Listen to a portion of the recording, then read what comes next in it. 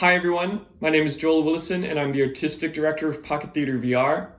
This video is Phanesia explaining the position of the playwright in the theater industry. We released a second version of this video which is a little bit shorter at 11 minutes. If you're interested in watching that, just go to our YouTube channel. Otherwise, enjoy.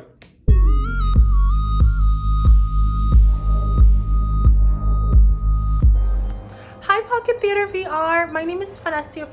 I am a playwright from Miami, Florida, who is currently living in New York City, and I'm excited to talk to you guys about playwriting. So playwriting is my favorite thing in the world, and one of the questions that I received ahead of time is how would I define playwriting? And I think that playwriting is really cool because it is whatever you want it to be. There are so many playwrights, right? Some of which are award-winning actors, some of which are theater producers, some of which are playwrights that you might read in class or that you might see at the bookstore. But there are all types of people who are writing plays because playwriting it's like a hobby that you can turn into a profession if you would like, but it's also something that you can do and keep forever, you know? You can write a play for yourself. You don't have to write a play for anybody but yourself. And I think that's just really important to know and really exciting. Because sometimes, you know, when you do certain jobs like acting or sound producing or something like that, there are expectations of I must do this, I have to present this. But in theater, the playwright, a saying that I love that people say is like, in TV, the actor and the director is God. For theater, the playwright is God. So you're not like a God, like, I'm gonna crash down and treat people however I'd like. No, but you are the God in the sense that you're creating worlds, and it really is based off of your preference. When you're in the room as a playwright, people are going to listen to you, and the expectation is that you know what you want, you know yourself, and that you're steering the ship, right? Playwright is captain of the theater most of the time, at least in the development stage. The development of a new play, developing of a new work, right? So if you are a living playwright, if you are alive and watching this video, right? And if you're watching this video, you are already a playwright. You decide you're a playwright, okay? There's nothing you need to do. You don't have to write a big play or do anything. No. You are a playwright if you are watching this video, okay? So if you are a playwright, you're the god of the theater, and that's pretty cool. And it sounds kind of cocky saying that's like, we're the gods of the theater, but I say that in an empowering way, in the sense that a playwright creates worlds, and a playwright can be really powerful. For example, Lin-Manuel Miranda is a playwright. He's a composer and a lyricist, but he is a playwright. He writes worlds for the stage, and he creates worlds for the stage. And he started writing because he was not happy with the type of roles he was receiving as a Puerto Rican Latino actor. And I think that that's really important to note too, that playwriting, since it is for you and it can be whatever you want it to be, right? Like, before we talk about the commercial world or any of that, you know, it's really important to note that you don't have to do any of that. There's nothing that is required of you as a playwright. You choose where you want to put your work. You choose if this play is going to stay on your computer, if you're just going to read it with a bunch of friends. That is your choice, right? I want to center that you have agency.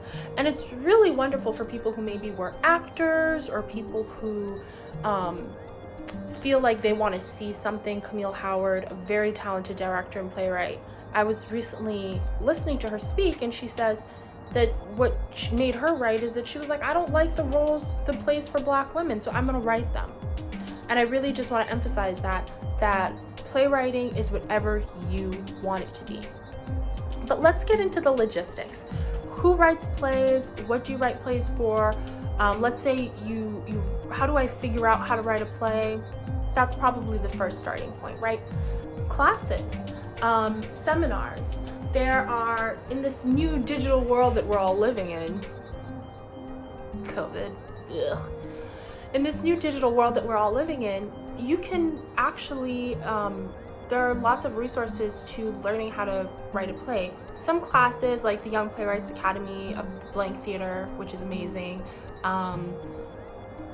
they might charge. If this is something you're really interested in, you might have to pay. But also at theater festivals and theater circuits, sometimes there are free courses. I remember the first playwriting workshop I attended, it was through a theater festival when I was a freshman in high school, through the Thespian Society, and there was a dude who writes plays who was talking about writing plays, right?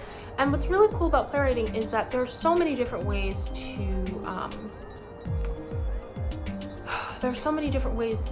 learn how to write a play. Like, there's so many different types of plays, right? Shakespeare is not writing the same type of play as Mamet or Jen Silverman or Susan Lloyd Parks. Like, there are so many different types of plays, and there's so many different types of ways to teach plays. There are some things that are in the Western canon considered fundamental, but we're expanding and we're breaking those barriers every single day. That being said, taking classes is a really great idea. Looking up free seminars, and if you can't find, I know for me, like, I wouldn't have been able, I had to like raise money by selling muffins to be able to go to these theater festivals. Often what you can do is look up talks online. Theater companies now are doing lots of free seminars and free talks with writers where they explain their process and put the pieces together. Listen to what resonates with you, for you. For example, when I started writing, right before I started writing plays, I was fortunate. When I was 15, I was fortunate to hear Marsha Norman speak about her process, and her 3 tips for writers are super simple and awesome. Get involved in theater, so make theater. Whether that means you're the stage manager, whether that means you're volunteering, whether that means you are the sound designer. Be in the room where theater is happening, right? And 2, read theater. I used to go to the library and I would read so many plays. I even found a book of plays. I have to find it. It's still at my local library. And it's a book of plays based on the Black experience from like the 1400s to 1963. And the entire book was dispelling the myth that there were no plays written by Black people in the world during those times. They were simply not given the same credence as white writers, right? And you can read plays. So reading plays are going to teach you so much about writing plays. You'll understand what you like about it, and you can kind of put yourself in that perspective. And then the 3rd tip, do theater, read theater, and to write. I think her 3rd tip was literally to write. Force yourself to write. Terrell Alvin McCraney, one of my favorite playwrights, a tip that he offered is to like literally write the plays that you love. Like rewrite the books that you love. Just rewrite them for yourself. Just do it for fun. Even if it's horrible, who cares? It's just for you. And then after that, you can sort of break into it. And it takes time. I think that oftentimes when I listen to panels or when people are in Q&As, they'll say like, what do I need? Like, what are the 3 things I need? Like, do I need to get a white button-up shirt and then I'm a playwright? Do I need to get this dress and then I'm a playwright? No. This is something that takes time, and it's something that we learn. It's really a craft. So I would say that there's no such thing as a typical day for a playwright, but there are specific things that I can break down that will be helpful. For example, commissions. Playwrights at all levels might be approached for a commission. A theater company might reach out to you and say, hey, we read your play, or hey, I really like the way you spoke in this room. I would love to see if you could write a play for us for this specific reason. Commissions are a little tricky because, creative writer's block and that flow. You can't really control it 100% of the time. So people who are able to do commissions and do them well, I give them everything, like all the props. But when you're on commission, you're on a deadline to write a play by a specific time. You will meet with the theater, you'll give them updates, they'll ask you, what do you need? They'll probably help you with research. All of those things are very helpful. Usually playwriting doesn't make a lot of money. Like, playwrights don't typically get paid much. And that's the name of the game. And that's typically why a lot of playwrights are, working other jobs. Like Stephen Karam, who is a Pulitzer Prize nominated playwright and a Tony Award winning playwright, worked a full-time job while doing the other things he was doing as a playwright. That's the name of the game. That's how so many people work. And I just have to open with that. I think that there are theater companies that are working to become more accessible. A lot of playwrights are writing for TV as a way to have a sustainable income as they write plays. But there's not, I'm making this face as I'm like, I just have to be completely transparent on the money front, right? And same thing with all theater. I think even actors, right? The SAG-AFTRA, I think the average salary this past year was $50,000 for actors, and most of that money is being made at the top 1%. That's simply the average, okay? So another thing, what is the typical day in the position of a playwright, right? I would say submitting. Even playwrights who have agents, even playwrights who are well established are still submitting to opportunities. This is the part where it makes it easier to live and have an income, because there are opportunities, there are awards, there are grants that playwrights are constantly applying to in order to gain recognition, in order to gain traction, and in order to sustain themselves. Another typical day is there are all different types of playwrights. Some are in grad schools, some are in undergraduate programs, some are in writers groups. These are various ways of getting feedback on your work, of hearing other writers, and of growing as a writer yourself. And I would say training by doing the things we discussed before: reading, writing, and being in theater in whatever ways are accessible to you. And in terms of production for a playwright, a new playwright will typically come in the room, make edits. Some theater companies will say, like, cut this, like, don't do that, and that's something that you have to decide. Am I the type of playwright where I'm okay with the theater director giving me critique? Like, all theater is made in collaboration, and it's important to know what type of playwright do I want to be. I'm not gonna name the playwright, but I remember hearing a story about a playwright who walked in during 3 days before the show of one of their major plays. They threw something and they were like, "This is not the play I wrote," and they walked out. And he carried himself with an air of, "You know how to do my play. I'm not gonna walk you through it." And this is a little complicated because we all, as some of us may know, different identities are treated differently in different circumstances. So a woman who is a playwright, may be a female identified playwright, might feel a certain type of way about, hey, telling this actor, hey, I kind of want you to change the delivery on that, or hey, director, you're not directing the play that I wrote, you're directing a play that you want, right? And I've been in that experience. I've seen plays that I've written and I'm like, that is a very different delivery of what I wrote. And I chose to let it go because of the level that I was in, and that was a very personal choice. So there's a lot about choice and agency to consider as a playwright when your plays are being produced, because you can't direct the play for the director.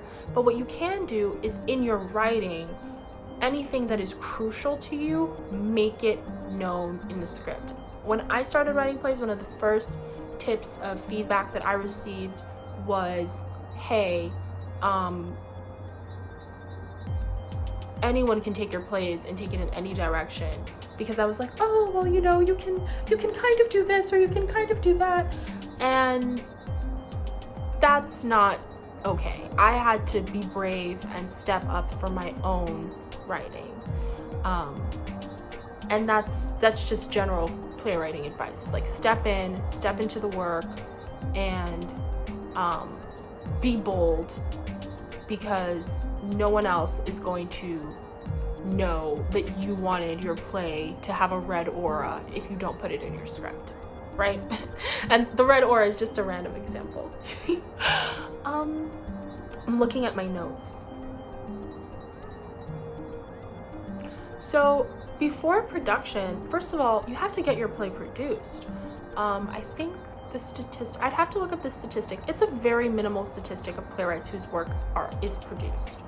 So if you have a play that gets produced, whether it's through your school, whether it's through a community theater, a Broadway theater, an off-Broadway theater, whatever it is, you need to be so proud of yourself, because that is an amazing accomplishment, okay?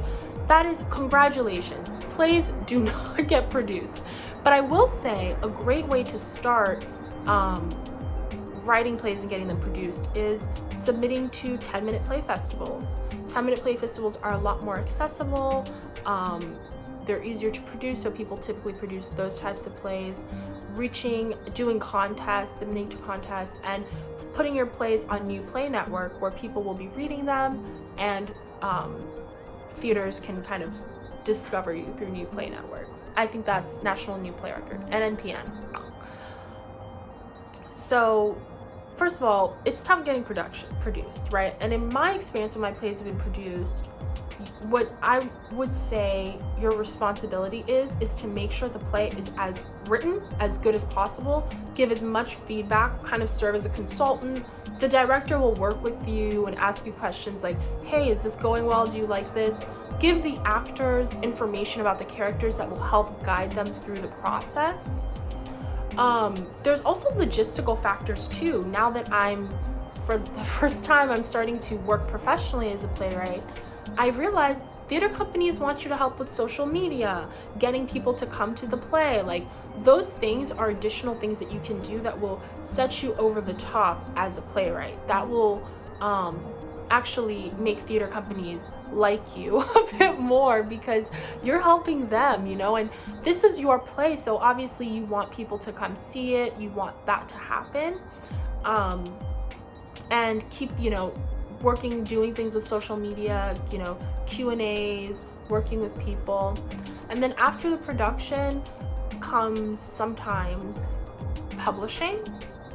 I know a little bit about this because I have had a couple plays published, and I will say that for publishing, I think they come to you. The plays that I've had published have been through specific situations, but for the most part, they will come to you. You can submit, I think, to Dramaticis. I think Dramaticis still accepts submissions. They'll come see your show and then they'll publish. And publishing is just a really great way of, if a school wants to produce your play, they'll know where to find you. Alrighty. And this is the gatekeeping part of theater. You can have a wonderful career without an agent, but having an agent can help your career a lot. There are certain theater companies that just don't take scripts or won't read scripts unless an agent sends them in. So you don't have to chase an agent. Someone who I trust and is near and dear to my heart told me agents are like dates. You gotta let them like you a little bit more. So let them find you. They will find you. They will come to you. There's no pressure or rush in that.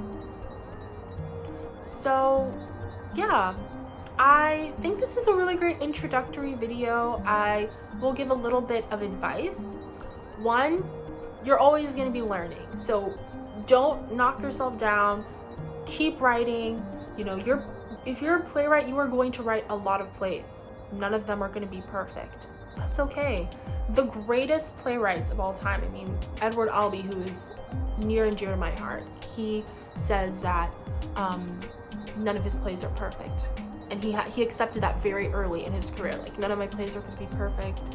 My plays are going to be my plays, and that's part of what I think makes a really great playwright is that they're able to let go of the work, accept that it's imperfect, and let your intention come out.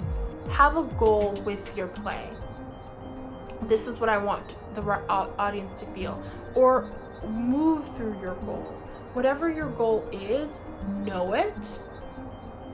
Once you've achieved it, and the script, and you can do minor touch-ups, but once you've achieved that goal, don't go into overdrive mode in editing. That's let it go and let it go into the world. Okay, I'm trying to think, if I have any more advice.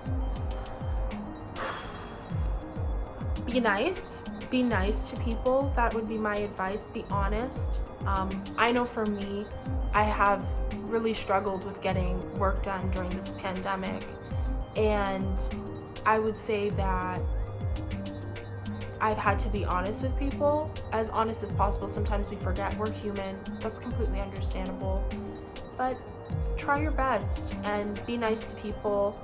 Read, and this is actually my final tip. Love the craft. I love plays. I read hundreds of them. I'm a nerd. I like really love plays, and I think that shows in my writing, that I like really do love the craft, and I feel honored to be a part of it. And if you feel that way, you're probably a playwright. You're already a playwright if you're watching this video. But really love the craft, love other writers, feel confident in your participation as a member. One of my favorite playwrights, Eliana Pipes, who is an incredible playwright that y'all should check out, she says all the time that, or I don't know how, I think maybe I said this. Oh my gosh, wait a second. I said that. It wasn't Eliana, but we talked about, okay, anyway. Okay, that was a mess up on my part. Sorry, Joel. I like to say that I am in conversation. I don't know if I came up with that or if I heard that somewhere, but I am in conversation with other writers. And to be in conversation, you have to really respect, hear, and love other writers.